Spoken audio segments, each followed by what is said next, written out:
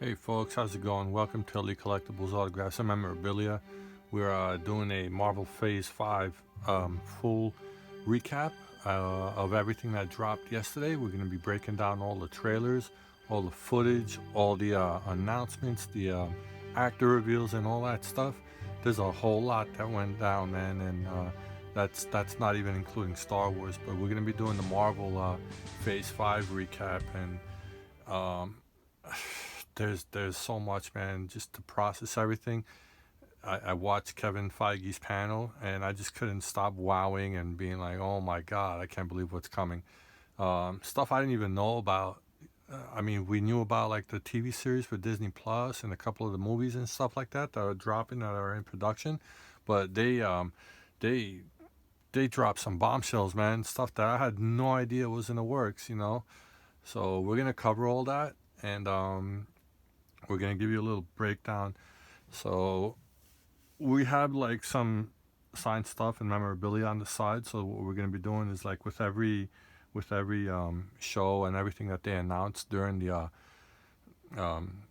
panel that Kevin Feige's talking about, I'm gonna be displaying some of my signed stuff, and that's on the side over here. But in the background, we have a bunch of stuff. So we give you a little recap before we start the video.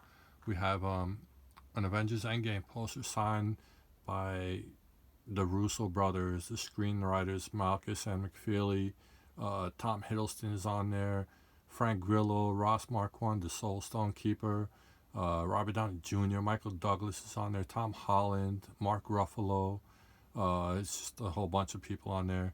And then we have, obviously, Robert Downey Jr. signed Funko Pop. We have a Michael Douglas signed Funko Pop. Mark Ruffalo. Then we got a couple of Marvel Zombies that were little mini mysteries. We got Tom Hiddleston signed Marvel Legends figure there. Beta Ray Bill in the background there, because she's going to be relevant to one of the stories that they talked about.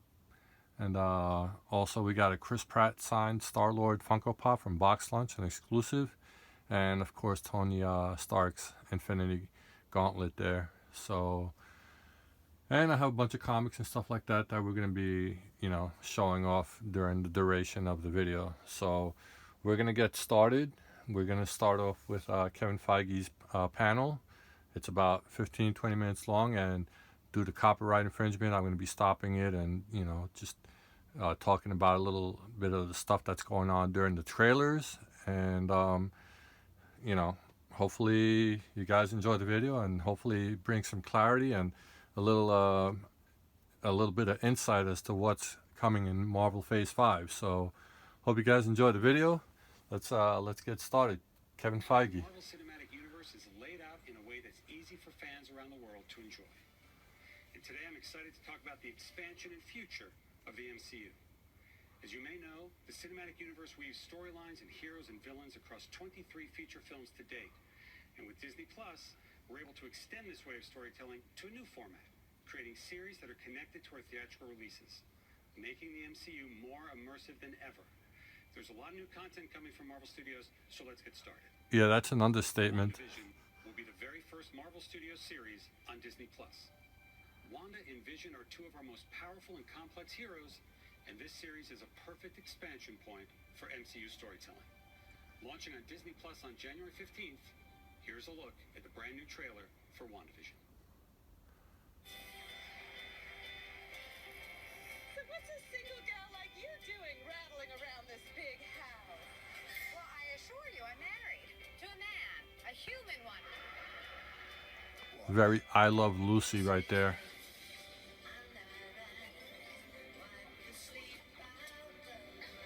We are an unusual couple. Oh, I don't think that was ever in question. We just don't know what to expect. Then it looks like Brady Bunch. A little bit of Bewitched. Howdy, neighbors. Howdy, baby. I like how it goes through the ages. Who are you? I don't know. She looks like Marsha. Marsha Brady. I think something's wrong here. Wanda. Who's coming with you? Are you here to help us?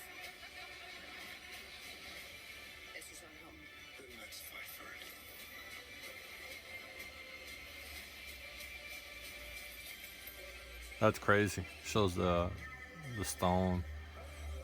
I bet she's probably catching flashbacks of what happened and how Thanos killed her. We handled that well. It's so funny. I like how they throw homage to. I'm gonna pause it really quick. Elizabeth Olsen is currently in London right now. She's shooting the film. All right. So first off, we're gonna show you a little bit of display here. We got from Elizabeth Olsen.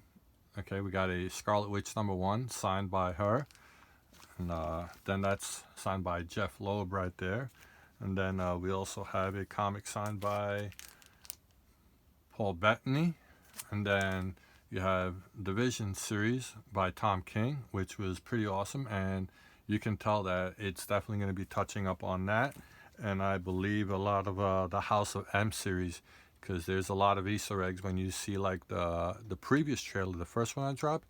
They have a wine bottle and it says something about the M in French, and it refers to that. It's an Easter egg towards the House of M. So she's going through a lot after the whole events of the Endgame and losing Vision. And my personal belief is that I think that a lot of this is all just in her head.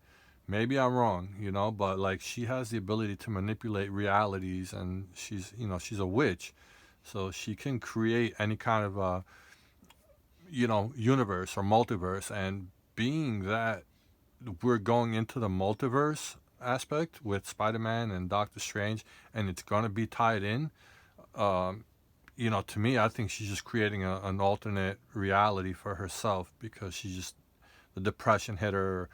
I could be wrong, but like that's what it feels like with all the stuff that's going on in the trailer, and you see like just manipulation going on. That's what it's looking like. And if anybody read the House of M, the X-Men series, you guys kind of get an idea of how powerful she is and what she can do. She could just destroy the whole universe.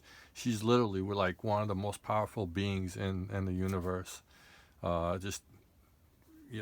The shit she can do. So also, I forgot we have another, speaking of House of M, I just wanted to show that. That's another Elizabeth Olsen signed comic. So we're going to go ahead and see what Kevin Feige has to say. Doctor Strange in the Multiverse of Madness, with director Sam Raimi, star Benedict Cumberbatch, and the rest of the cast, including Benedict Wong, Rachel McAdams, and Chiwetel Ejiofor. Benedict Cumberbatch. And joining them is a new fan favorite character from the comics, America Chavez, played by Xochitl Gomez. That's big. Hits theaters March 25th, 2022. So Really next March. America Chavez, she's a brand new hero that came out about a year ago. I never picked up her comic, but that's really cool that they're dropping her in there in the Doctor Strange multiverse. She's a Puerto Rican, I believe, and she could punch holes through multiverses and stuff like that. I'm not too familiar with her character. I didn't really, I didn't get into it like that, because it's just like so much going on and too much to pick up. And Marvel's always dropping new heroes. You don't know who's gonna catch on, but apparently, here she is. She's making an appearance, and maybe I need to go grab that #1, because I think that's gonna like go through the roof once she becomes an iconic hero and gets her own show and stuff like that after that. So America Chavez. All right. Scary, mind-bending adventure. Not only will Doctor Strange in the Multiverse of Madness connect directly to the events of WandaVision, but it will also connect to the events of our new Spider-Man film, coming to theaters December 2021. Moving to our next series for Disney+, Andrew Garfield. Launches this coming March. The Falcon and the Winter Soldier features two recognizable... We're going to get into that in a second. So that's going to tie in to Spider-Man 3. I forgot what the title is supposed to be called. So there you go, Tom Holland. We got a number 365 30th anniversary at the hologram. To Eli, Tom Holland. I gotten to know Tom over the years. One of the nicest kids out there. One of my favorite Spider-Mans. And, seeing Garfield is in it, and now Alfred Molina as Doc Ock. The ties to Venom and Morbius and Andrew Garfield and all that stuff. again, they're going into the whole multiverse, and we might even get a live action Miles Morales, you know. So everything is being tied in, and it's amazing. And that's really cool. It's pretty much like the first couple of phases, you know, 1 through 4. But now we're getting TV series and movies, and everything is going to be tied in. So, you know, the Spider Verse, it's huge, and the fact that they're going to be tied in, and you know, Doctor Strange is going to be appearing in his movie and all that stuff, and everything is going to be interconnected. I think it's really important that, you know, we don't miss like an episode, or we, you know, we really stay on top of the game with what's going on, because everything is going to be linked, you know. Um, so definitely looking forward to that Spider-Man 3 and that multiverse, and Doctor Strange multiverse, and everything is going to be really cool. So let's get into Falcon and Winter Soldier. Superheroes last seen together in the final moments of Avengers Endgame. Sam Wilson, aka the Falcon, is played by Anthony Mackie, and Bucky Barnes, the Winter Soldier, is played by Sebastian Stan. Who I still think should have gotten the shield. Winter Soldier is a cinematic experience. It's a Marvel Studios movie played out over 6 episodes. Okay, And wow. here for the first time is an exclusive look at the Falcon and the Winter Soldier. Okay, so it's a 6 episode, hour long, each episode, you know, a full movie. Shield is complicated.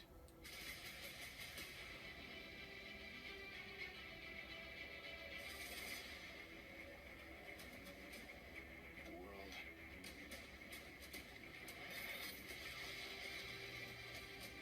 is upside down. I'm not sure who that is. The girl with the mask. People need something to get behind.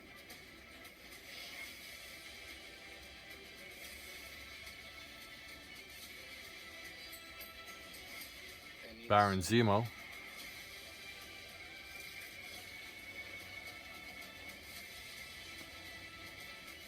What's our plan?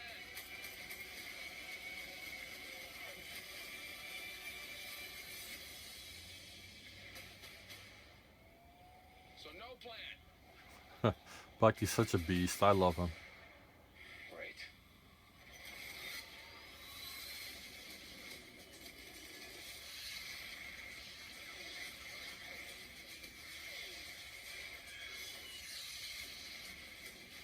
Looks pretty dope. I've always loved Falcon. And obviously Bucky. So looks like it'll be pretty cool. 6 episodes, pretty short. I'm guessing probably one. Going in that cyborg brain of yours. You don't want This is that. funny. Oh yeah, I can see it working. Gears turning. Oh, they're malfunctioning. They're on fire. God, I hate you. That's funny. All right, let's pause it really quick. So yeah, big fan of Falcon, big fan of Bucky. Love Sebastian Stan. I think they're a great duo together. I still think, you know, personally, I would have liked Bucky to have gotten the shield first, and then I guess pass it on to Falcon. No complaints either way. It's, you know, it is what it is. He was gonna get it eventually. If you know, reading up on the comics, you knew that he gets it at some point anyway. So they're a great duo. Like I said, it gives me very much the vibes, like the old cop shows, like Starsky and Hutch type of thing. You know what I mean? Like, you know, and obviously it's going to be very political. It's just going to be interesting to see how everything comes together after the events of Endgame, and how he handles the whole Captain America thing. I think he's a totally different guy. You know, he's not Chris Evans. He's not Steve Rogers. That's what I mean. Steve Rogers is very cut and dry, very patriotic, and you know, Anthony Mackie, he's just, you know, he's a goofball, and if you read the comics, you know he handles it very differently. So it'll be interesting to see. And then you got Bucky, who's going to be the moral compass, so to speak, and trying to keep him in check. You know what I mean? So I have a couple of Chris Evans. Speaking of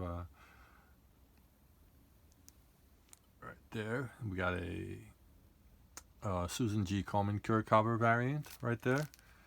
And then Chris Evans right there with Falcon and Bucky in the background. So that's a Alex Ross cover. And then I have a bunch of Sebastian Stan stuff, but I couldn't find it all. There's just so many comics that are signed by him. But I dig that Scotty Young right there. You got Bucky, Captain America, Namor, and obviously Human Torch, who will be coming to the Marvel Universe. So, this thing turned off.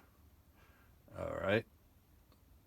Bear with me 1 second, and we'll get right back into it. So, yeah, Captain and Falcon and Winter Soldier. So. Now to another hero we last saw in Avengers Endgame, Black Widow will return to the big screen on May 7th, 2021. Of course, the film stars Scarlett Johansson as Natasha Romanoff. Fans have been patient, and I can't tell you just how ready we are for this Avenger to finally have her own standalone film. And speaking of fan-favorite characters, Loki. The god of mischief will step out of his brother's shadow and into his own series on Disney Plus in May of next year. The great Tom Hiddleston returns as Loki and is joined in the series by Owen Wilson, Gugu Mbatha-Raw, Sophia DiMartino, Mumi Mosaku, and Richard E. Grant. Who's part of the Star Wars universe as well. We want to try something a little different, explore a new genre for us at Marvel Studios. So we've put Loki in the center of his own crime thriller. If that sounds a little unusual or confusing, don't worry, Loki's just as confused. That's awesome. Here's the very first look at Loki. I'm pumped for this, probably more than any show. I love Loki. I love Tom Hiddleston, such a great actor, great character. It's cool how they just show the events of Endgame here.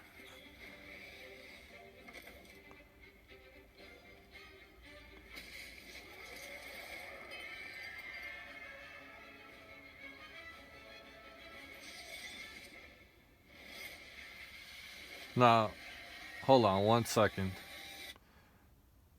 The Tesseract takes him to another place. Now, we all know by now with Marvel trailers and trailers in general, not everything is what it seems, right? So, like, seeing him travel through the Bifrost, that doesn't necessarily mean that it's part of that scene right there.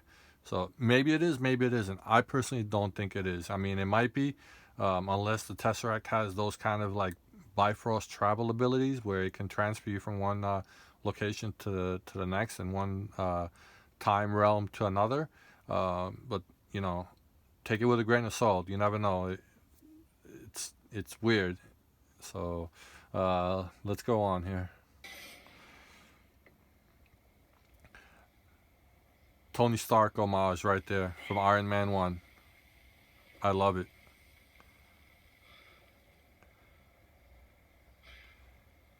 Fell in, like, I don't know, some kind of desert, the Mojave Desert or Sahara Desert or something like that.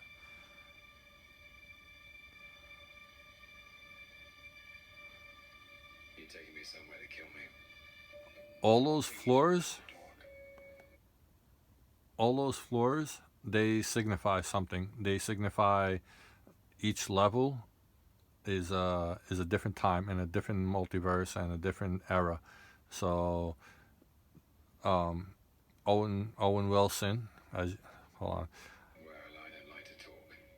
Hold on. To lie, which you just did. We'll get back to that in a second. You love to talk. Loki How long have talkie. you been here? I don't know. It's hard to say. Time passes differently here in the TVA. What does that mean? You'll catch up. Okay, so the TVA is the Time Variance Authority. They're an organization that is in control and able to manipulate and determine which time, which time realms and can be changed and which cannot be changed. So they're a big time organization that has a tie-in to another villain who will most likely be referenced later. I'm not going to jump the gun and spoil anything here, but so this organization, they're in charge of capturing Loki now, and what it seems like is they're going to determine the events of the past, the present, and the future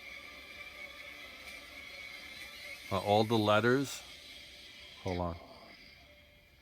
What did you expect?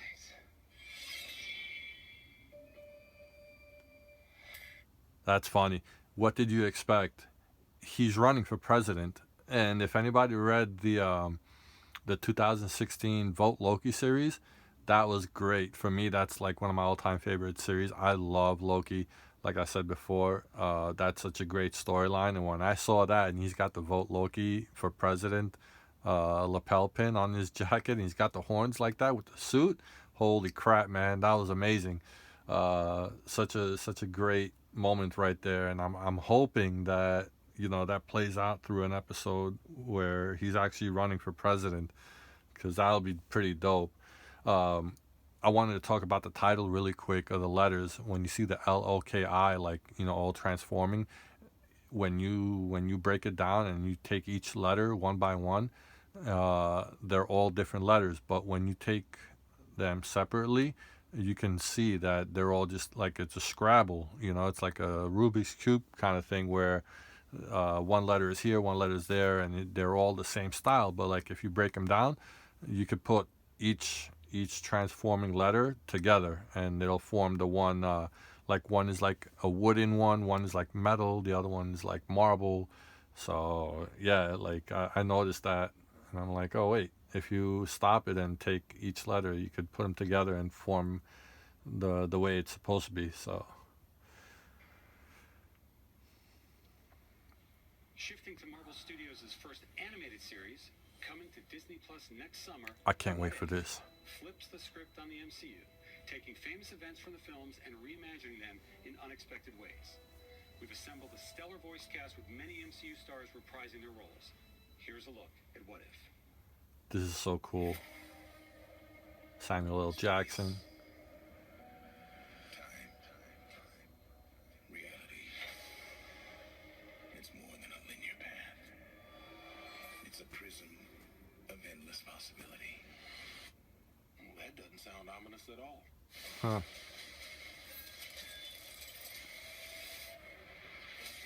Black Panther as Star-Lord.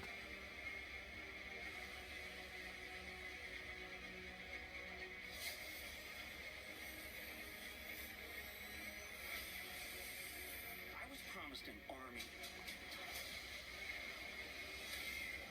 Peggy Carter as Captain Britain. The soldier.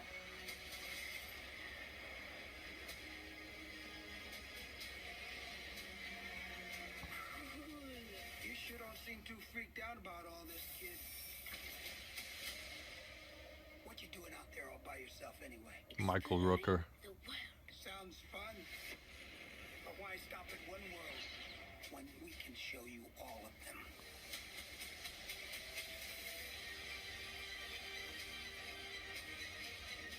I am the Watcher. That's awesome. I am your guide through these vast new realities. Follow me and dare to face the unknown.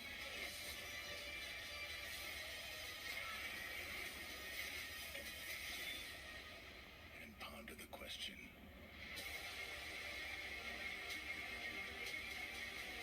What if? Give me the Thor. Chadwick.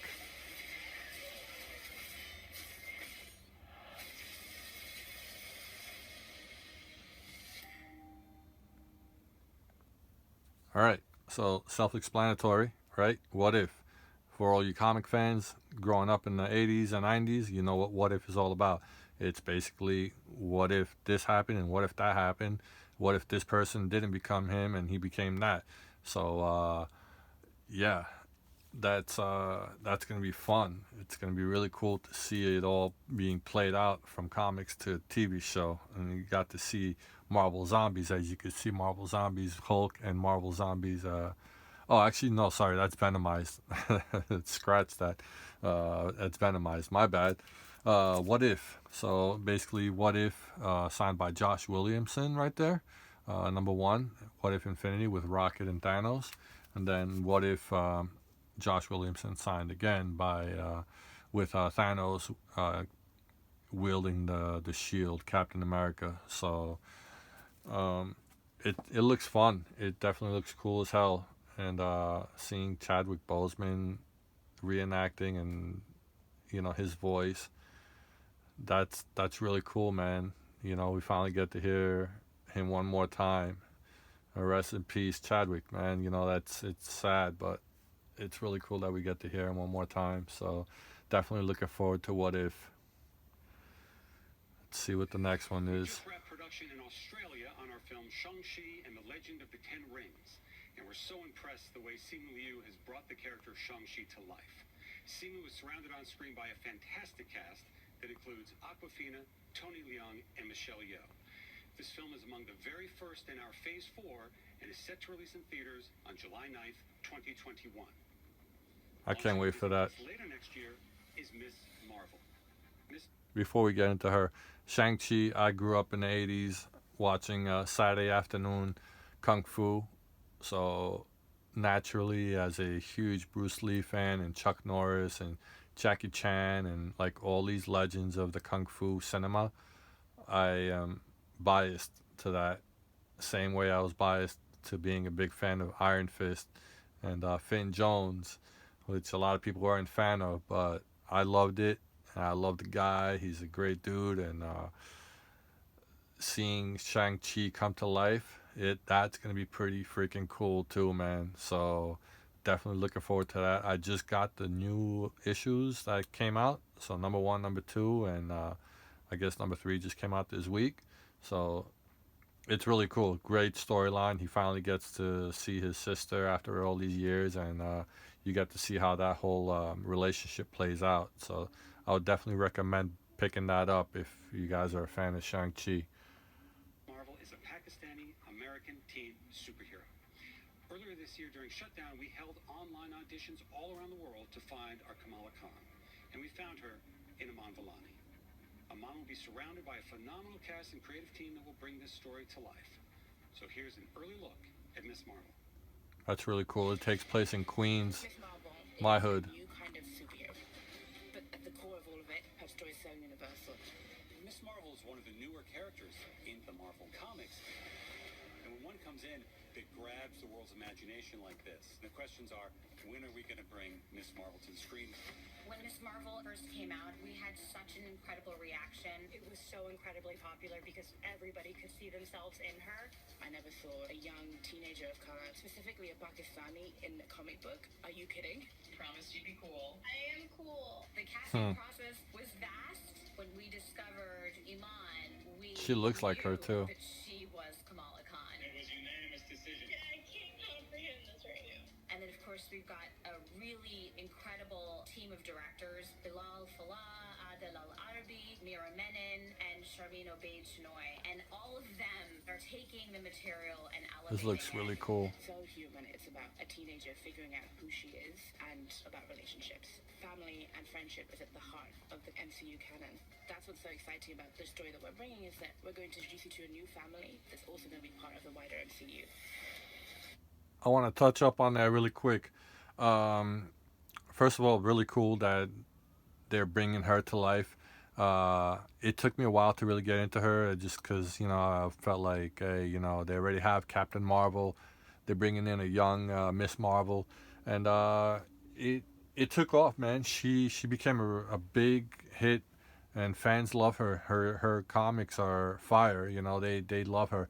So Pakistani Miss Marvel, excuse me, based in New York, Queens, and it's gonna be fun to see her interact with the rest of the MCU. And if you guys have been like me reading her storylines and her affiliations, interesting that the lady says she's part of a family that's tied to a bigger part of the MCU.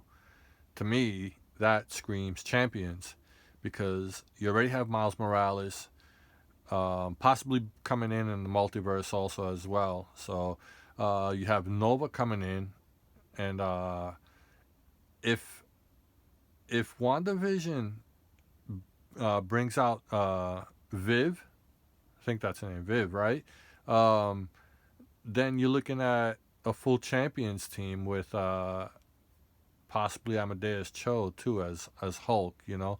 So I think that's what they're gonna be going for when they say, you know, she's part of a family that's tied to the bigger picture of the Marvel Cinematic Universe.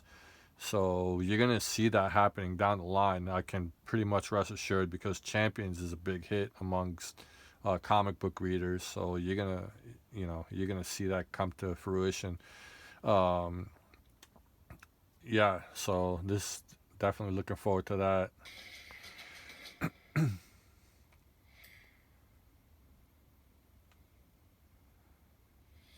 Fact about Miss Marvel is that her idol is Captain Marvel.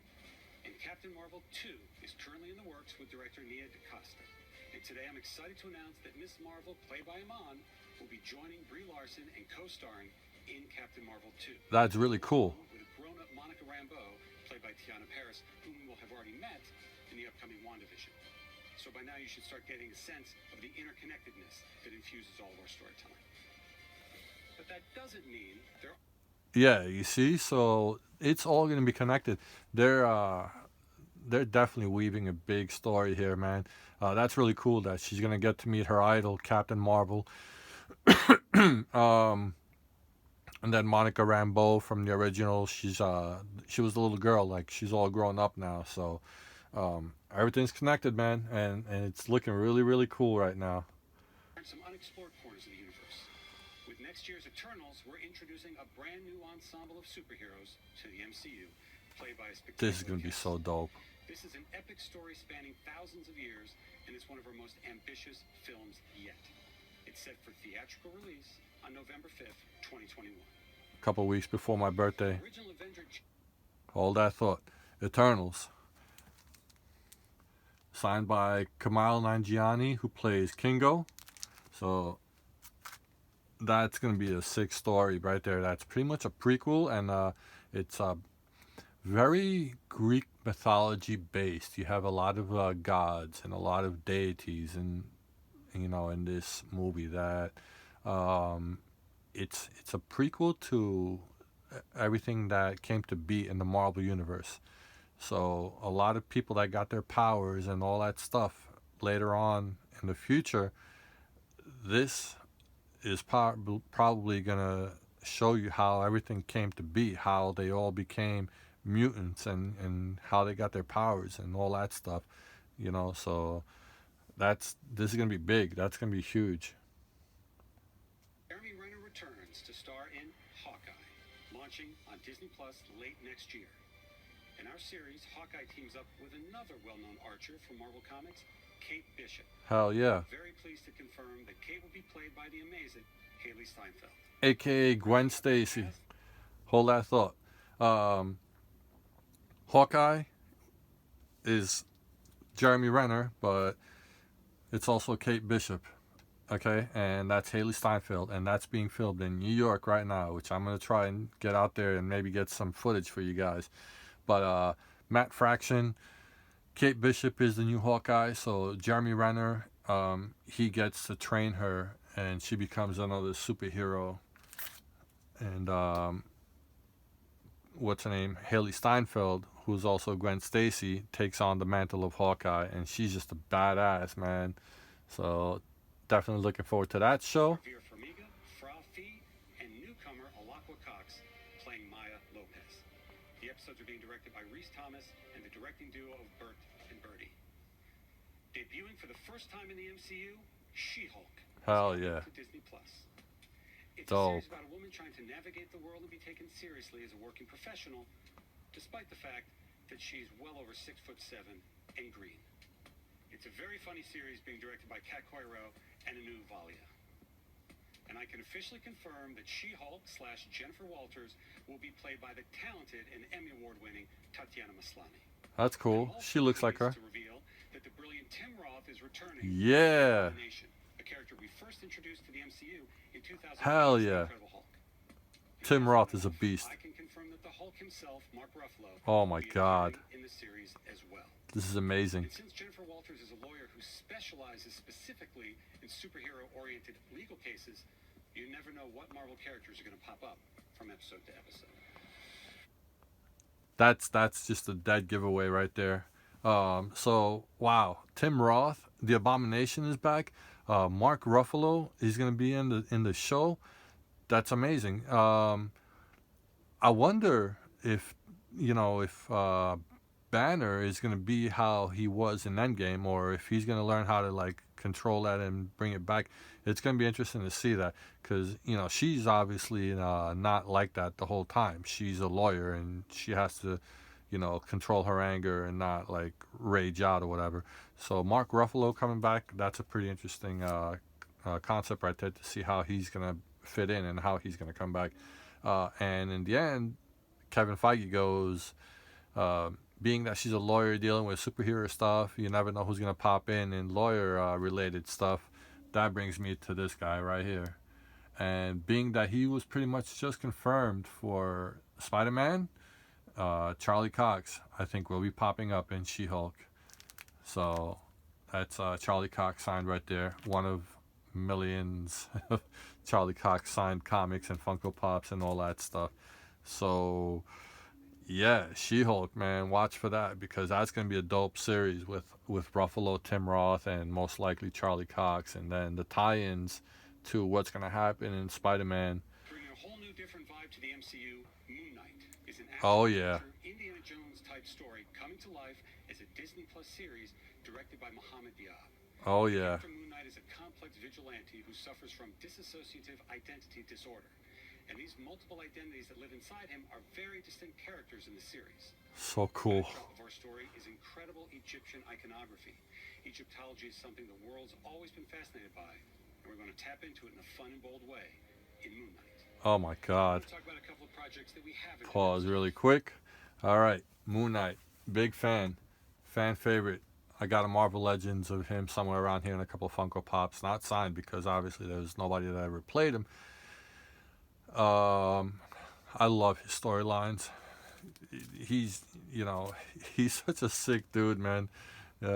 He's funny. He's nuts, and we got it. Scotty Young signed Moon Knight cover right there. I mean that cover, like look at it. That pretty much sums it up and it tells you who he is. So Mark Spector, nut job, is going to be an Indiana Jones type of person. He said, going into the delving into the Egyptology, the history of all that, which makes sense because he's got to come across Khonshu and all that stuff. So and me being part Egyptian and biased to that, I can't wait for that. I'm so looking forward to Moon Knight. It's going to be ridiculous. Now, interesting thing is they announced the actors, directors, and all that stuff for pretty much every episode, every show, every series, whatever. But they didn't announce this one. And the rumor was that Oscar Isaac is taking up the mantle of Mark Spector, but they didn't say anything. So I wonder if there's like some kind of, false rumor there, or maybe it's not really confirmed. But I think Oscar Isaac would be a killer Mark Spector, honestly. I think he's a great actor. Loved him as Poe Dameron, and he's just, ridiculous. He was. I loved X-Men Apocalypse. I thought it was a great Apocalypse. The storyline wasn't great, obviously. Whatever. X-Men dropped the ball on certain situations, but nonetheless, Poe Dameron was great. Oscar Isaac, sorry, not Poe Dameron. So on to. First of which is Secret Invasion, coming to Disney Plus. Cool. Samuel L. Jackson is back as Nick Fury, and Ben Mendelsohn from Captain Marvel returns as the Skrull Talos. Sweet. Civil War, Secret Invasion is arguably the biggest crossover comic event in the last 20 years, and we're bringing it to Disney Plus. It's about a sect of Skrulls who have infiltrated every level of life on Earth. Leading to what I believe will be the next phase. Sorry, I said before phase 5. It's phase 4, I think now, right? So Secret Invasion, and as you just heard, it's a whole bunch of Skrulls that are taking over, and that's gonna eventually lead to Secret Wars. It's inevitable based on what we just heard from Kevin Feige and everything that they dropped and the way everything is being played out with multiverses and everything. Secret Wars is the next big thing after Infinity War, the Infinity Saga. So that's what's coming. Just, giving you guys a heads up. Secret Wars is the next big Marvel Cinematic event. Ironheart will be a series for Disney Plus about genius inventor Riri Williams, who has the most advanced suit of armor since Iron Man's. Dominique Thorne will play the title role. Very As we cool. like to do, both Secret Invasion and Ironheart will tie directly to MCU feature. Very cool. Oh, all right. So we got a commercial here.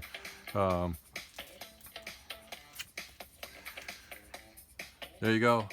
Scotty Young signed Invincible Iron Man with a variant cover of Riri.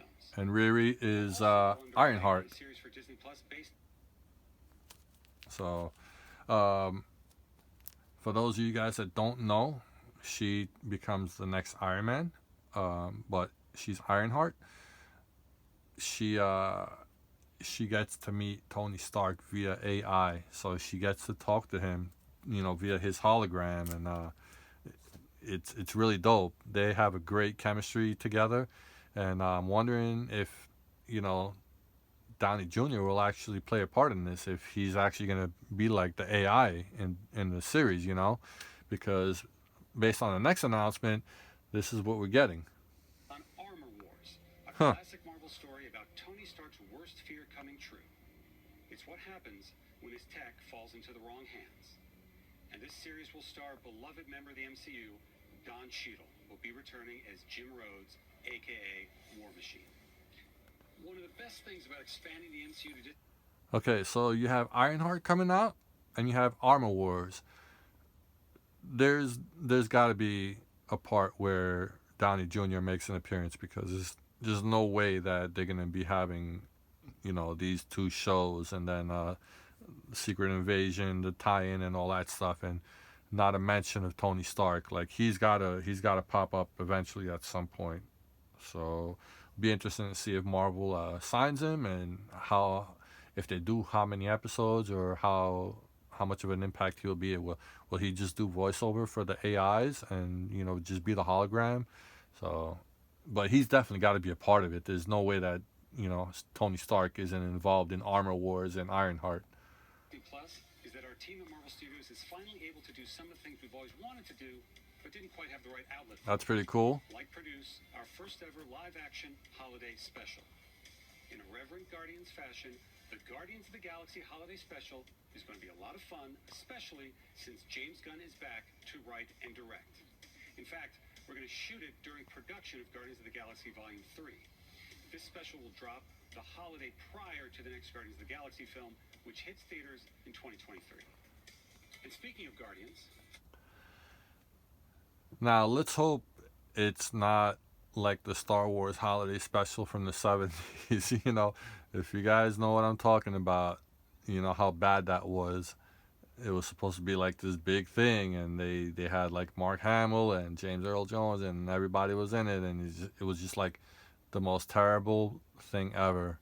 I don't know why it's funny, I was trying to watch it the other day just for nostalgia purposes, and I couldn't even do it, man. I couldn't finish it, so it's just that bad. So yeah, you know what, before we get into let's finish off the Guardian stuff here. Groot, everyone's favorite little tree, Baby Groot, will star in a series of shorts on Disney Plus featuring That's cool. several new and unusual characters. Very cool. Before I go, I couldn't leave you without. All right, hold on.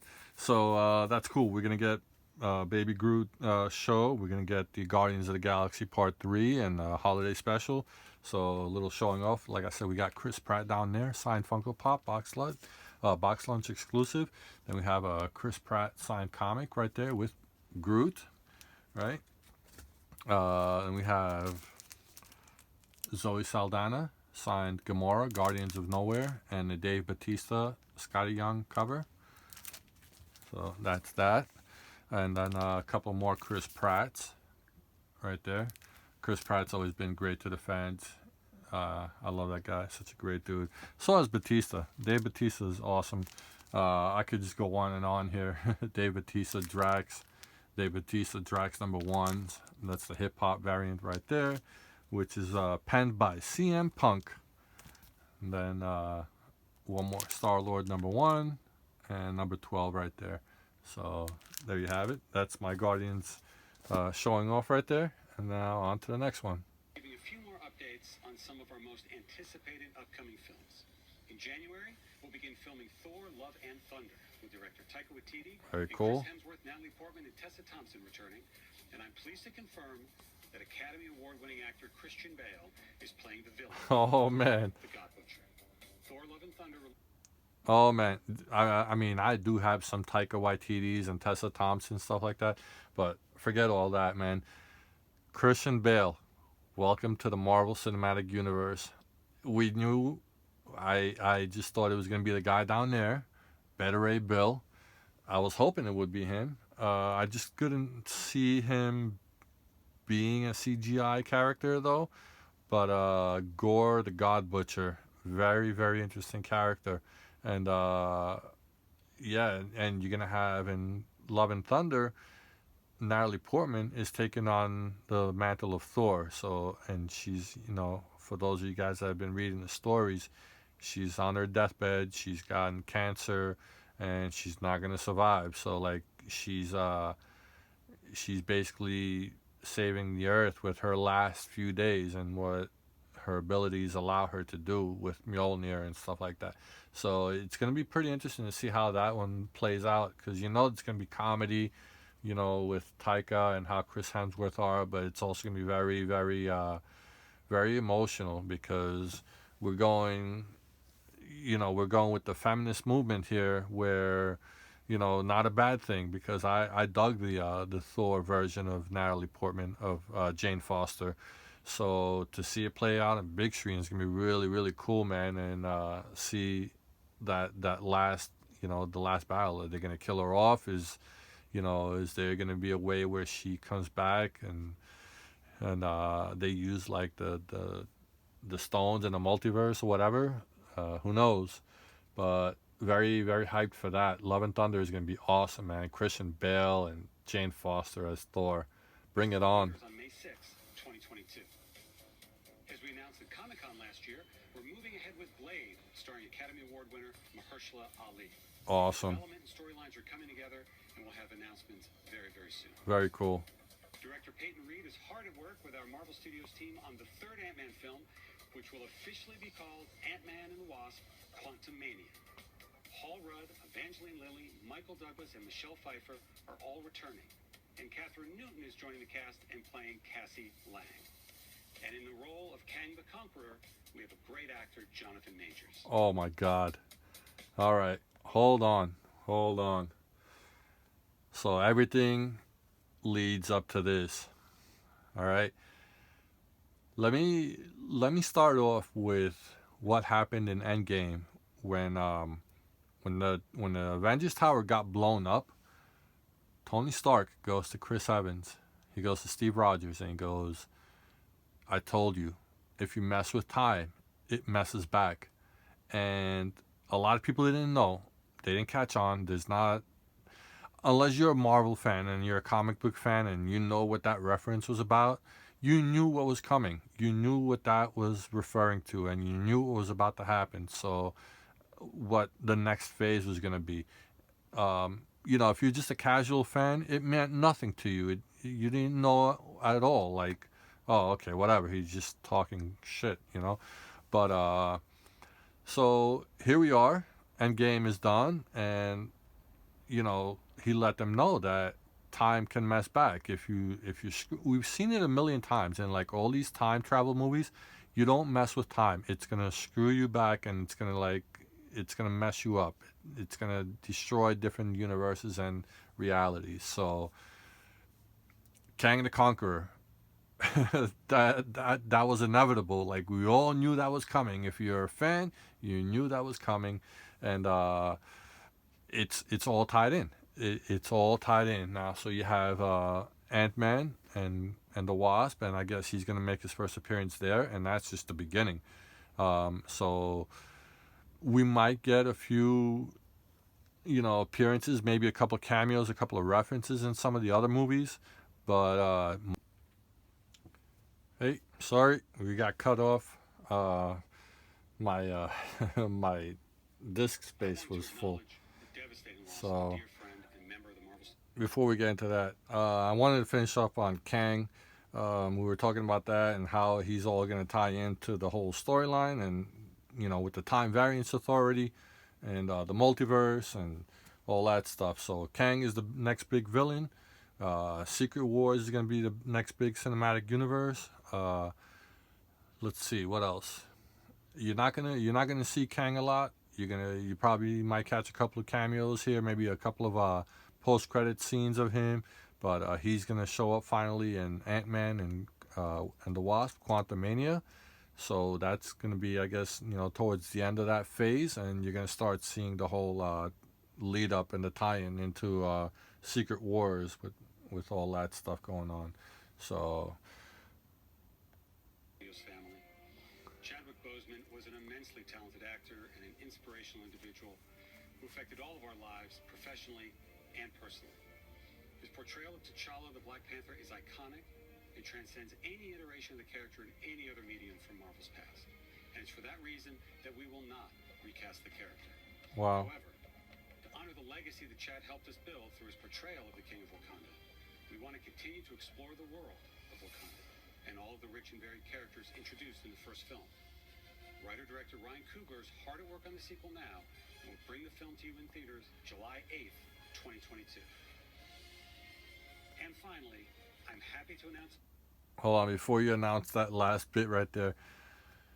Um, yeah, Chadwick Boseman loss was big. Just it shocked the world. Nobody saw it coming. The fact that this guy did what he did with cancer, and just it's hard to find the words because he was just such a great actor, such a great dude. When you met him in person at like premieres, always with that effervescent smile, and loved the fans, and just his portrayal of Black Panther and portrayal of Jackie Robinson, and all his roles were just ridiculous, man. He was just amazing. Groundbreaking with the Black Panther movie. Just they killed it. All of them. They all did. Michael B. Jordan, Angela Bassett. They were all amazing in it. Big loss. Interesting though. Moving forward, we didn't know how this was gonna play out now. So everybody's kind of like, is it gonna be Shuri, or a lot of people are speculating that Michael B. Jordan is gonna be brought back to take on the mantle, and he says that they're not going to recast him, that they're gonna explore other, you know, other possibilities, and the other worlds of Wakanda and all that stuff. So don't know what that means. I really don't know if they're gonna just like say screw, bringing him back on the big scene and just maybe have somebody else, or maybe just bring Killmonger. I have no idea. Very, very interesting tidbit right there from Kevin Feige as far as saying that they're not going to recast him. So, the thing with the Black Panther is, in the comics, it always got passed down, just like other, you know, cowls and capes and heroes all took on the mantle. So did Black Panther. So I don't know. I would be fine with Shuri taking on the Black Panther role, and I would be fine if, due with the time manipulation, Eric Killmonger got brought back, and you know, during the snap or the blip or whatever, he got revived and he came back and decided to be the king of Wakanda. I don't know. I'm okay with either scenario, to be honest with you. It's just interesting to see him say that they're not recasting him and they're going to explore other venues. So remains to be seen. We're still about a couple of years away. I think the production is starting soon, if it hasn't started already. So we'll see. Stay tuned to that, Film about one of the truly iconic Marvel families. In fact, Marvel's first family, Fantastic Four.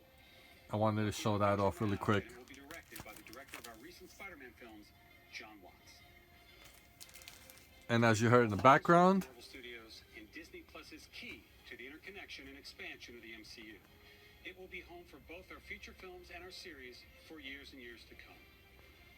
Since Marvel first joined Disney back in 2009, Bob Iger's been the biggest champion of the work that we do. None of this would have been possible without his support. So it is now my pleasure to turn things back over to Bob. Thank you. Well, it cuts off.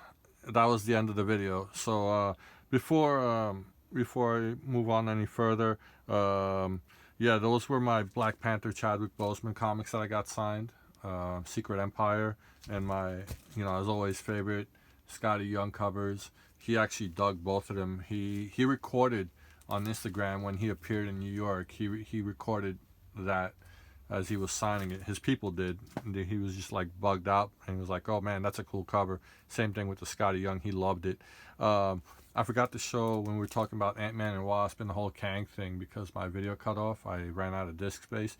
That's my Paul Rudd.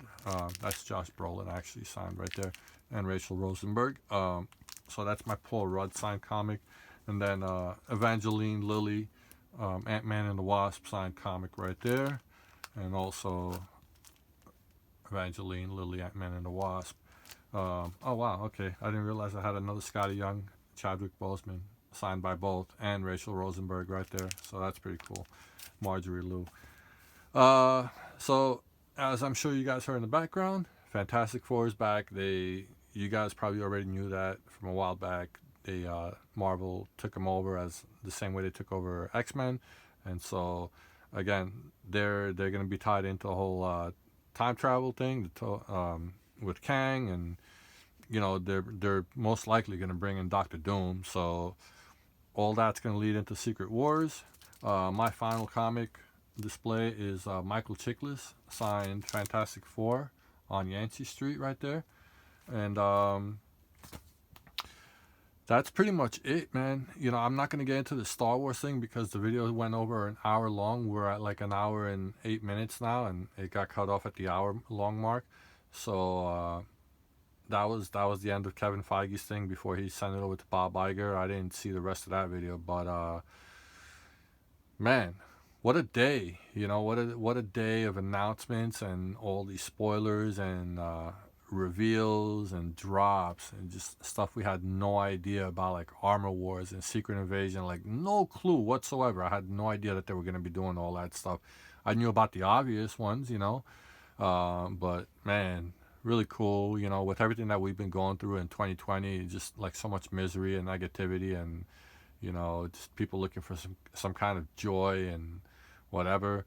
That was really cool of them to just drop that, and we have like something to look forward to. Let's hope that we have Comic Cons come back at this, at some point this year and next year, whatever, so we can promote and meet these people again, and granted with guidelines and precautions, because that's what it's going to be for at least another year or so, unfortunately. But I don't want to keep it going any longer. It's a long ass video already. It's going to take forever to upload on YouTube, and just really, really pumped, man. Really pumped with all the news, and really hyped and looking forward to everything that's coming out in the next like 2 years, 3 years, and the next big Marvel Cinematic Universe event after Infinity War, which, without a doubt, have no doubt about it that it's going to have effects, and it's going to have tie-ins to what happened in Endgame and Infinity War.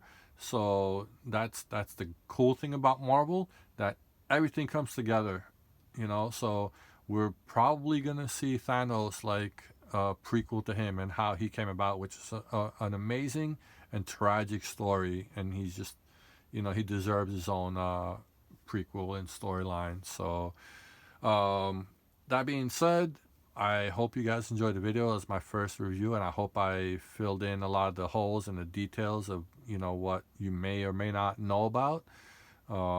It's an exciting time, and I'm looking forward to it, as I know many of my friends and a lot of the Marvel comic fans are.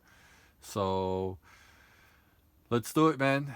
Check out the video. I hope you guys like it. Comment below if there's anything I missed or you guys want to add to it, whatever. Subscribe, share it to your friends, share it to different pages. We're on Facebook at Elite Collectibles, Autographs, and Memorabilia, and we have tons of signed items, some for the personal collection, and some for sale. So feel free to hit me up. And as always, that's a wrap.